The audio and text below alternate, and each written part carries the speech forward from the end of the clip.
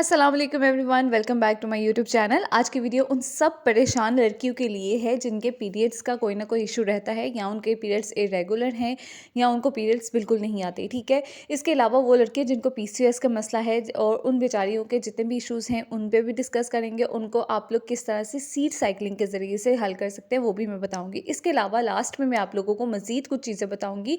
अगर वो लोग जिनको सीड साइकिलिंग असर नहीं करती तो वो लोग साथ में ये चीज़ें ऐड करेंगी तो उनके ऊपर ये जो तरीका है वो 100% काम करेगा। अच्छा, यहाँ पे मैं एक बात क्लियर कर दूँ कि सीड साइक्लिंग मैंने जब स्टार्ट की थी तो मुझे पहले महीने में ही फ़र्क पड़ गया था, इसलिए बॉडी टू बॉडी ये फ़र्क पड़ता रहेगा। अगर आप लोगों को बहुत ज़्यादा कोई मसला नहीं है, जैसे हार्मोन इम्बैलेंस मेरा बहुत ज़्यादा रहा है शादी से पहले भी और शादी के बाद भी हार्मोनल इम्बैलेंस रहा है, लेकिन सीड साइक्लिंग करने से आपका जो एक हार्मोन्स का है ना चीज़ें वो एक ट्रैक में आने लग जाती हैं। ठीक है, यहाँ पर सबसे पहले वो लोग जिनको पीसीओएस का या हार्मोनल इम्बैलेंस की चीज़ों का नहीं पता, उनके लिए एक छोटा सा मैं रिकैप दे देती हूँ। इसमें आप लोगों को ने एक चीज़ ज़हन में रखनी है कि यहाँ पे सबसे ज़्यादा जो होता है ना वो मेल हार्मोन डोमिनेट कर रहा होता है, जिसकी वजह से पीसीओएस का मसला लड़कियों को होता है। सबसे पहली बात, जब भी हमारे जो है मेल हार्मोन डोमिनेट करता है तो लड़कियों के पीरियड्स जो हैं वो इरेगुलर होने लग जाते हैं, या इन स्पेयर केसेस लड़कियों को महीनों या सालों तक पीरियड्स नहीं आते, या आते हैं तो बहुत कम आते हैं या स्पॉटिंग से होती है। इसके अलावा हेयर जो ग्रोथ है वो बहुत अबनॉर्मल वे में होती है। सर के बाल जो हैं वो पतले होने लग जाते हैं, बहुत ज़्यादा थिन होने लग जाते हैं, जैसे लड़कों के ज़रा थिन बाल होते हैं। और इसी तरह जो उनके अबनॉर्मल हेयर ग्रोथ है वो उनके चिन के ऊपर बहुत ज़्यादा हो जाती है, फेस के ऊपर या उनके बॉडी के ऊपर भी इरेगुलर जो होती है अबनॉर्मल सी हेयर ग्रोथ होती है। इसके अलावा वेट गेन का पीसीओएस में बहुत ज़्यादा मसला होता है। सबसे पहले जब भी डॉक्टर के पास जाते हैं वो कहते हैं जी वेट गेन जो है वेट लॉस करें, लेकिन इसको लूज़ करना बहुत ज़्यादा मुश्किल हो जाता है। इसके अलावा ये होता है कि जो ओवरीज़ होती हैं जहाँ पे अंडे बनने चाहिए वहाँ पे सिस्ट बन जाते हैं। और इसके अलावा जो होता है ओवरीज़ के दूसरे मसाइल पैदा होते हैं जिसकी वजह से इनफर्टिलिटी होती है, यानी कि जब लड़कियों की शादी के बाद कंसीविंग में उनको मसला होता है, और ये सारा कुछ होता है जी पीसीओएस की वजह से। और इसके अलावा मैं आप लोगों को एक और चीज़ बता दूँ कि एक्नी का इशू जो है वो भी बहुत ज़्यादा कॉमन होता है जो पीसीओएस में, या आपके अगर हार्मोन इम्बैलेंस है तो आप लोगों ने नोट किया होगा कि आपके चिन या जॉ लाइन वाली साइड पे बहुत ज़्यादा एक्नी हो जाता है।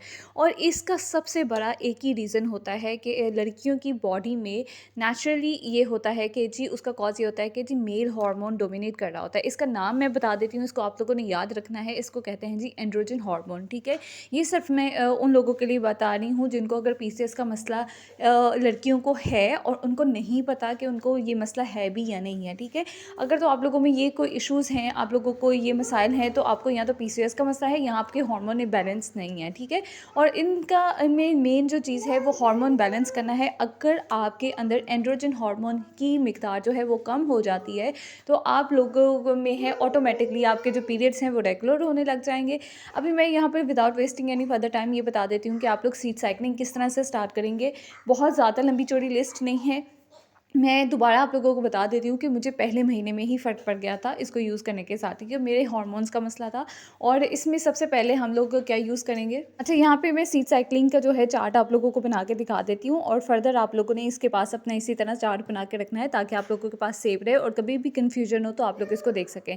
सबसे पहले बीज हमें चाहिए होंगे अलसी के बीज, जिनको फ्लैक्स सीड्स कहा जाता है इंग्लिश में और उर्दू में अलसी के बीज कहा जाता है। और दूसरे हमें चाहिए होंगे जी पम्पकिन सीड्स, जिनको हम लोग कहते हैं जी कद्दू के बीज। ठीक है, ये वाले दो बीज चाहिए हमें। सिर्फ 4 किस्म के बीज चाहिए, जिसमें से तीसरी किस्म के बीज हैं जी हमारे पास सीसम सीड्स, जिनको सफ़ेद तिल कहते हैं। और आप लोगों ने अक्सर देखे होंगे कि जब नान आते हैं तो उनके ऊपर भी सफ़ेद तिल लगे होते हैं, और ये बहुत ईजीली आप लोगों को मार्केट में भी अवेलेबल होंगे।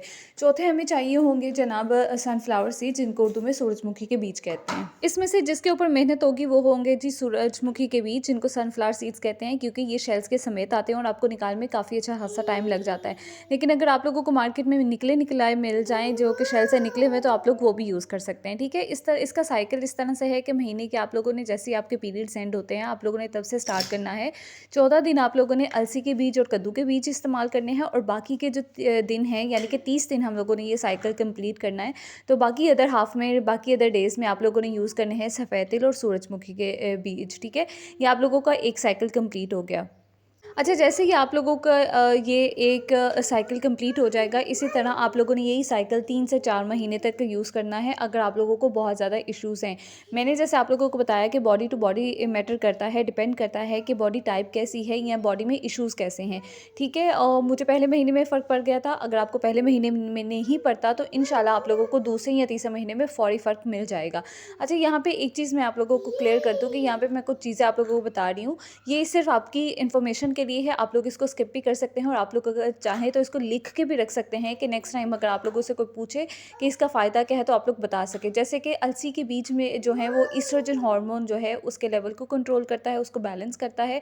इसके अलावा जो कद्दू के बीज होते हैं उसमें ज़िंक बहुत ज़्यादा अमाउंट में होता है जो कि हमें सपोर्ट करता है हमारे प्रोजेस्टेरोन हार्मोन को, जो कि औरतों के अंदर एक मेन हार्मोन मौजूद होता है, ठीक है? इसके अलावा जो सफ़ेद तिल होता है वो भी, उसमें भी लिग्नेंट्स बहुत ज़्यादा होते हैं जो कि हमारे पास फर्स्ट वाले जो हमारे अलसी के बीज हैं उसमें भी बहुत ज़्यादा होते हैं और ये बैलेंस करता है हमारे ईस्ट्रोजन को।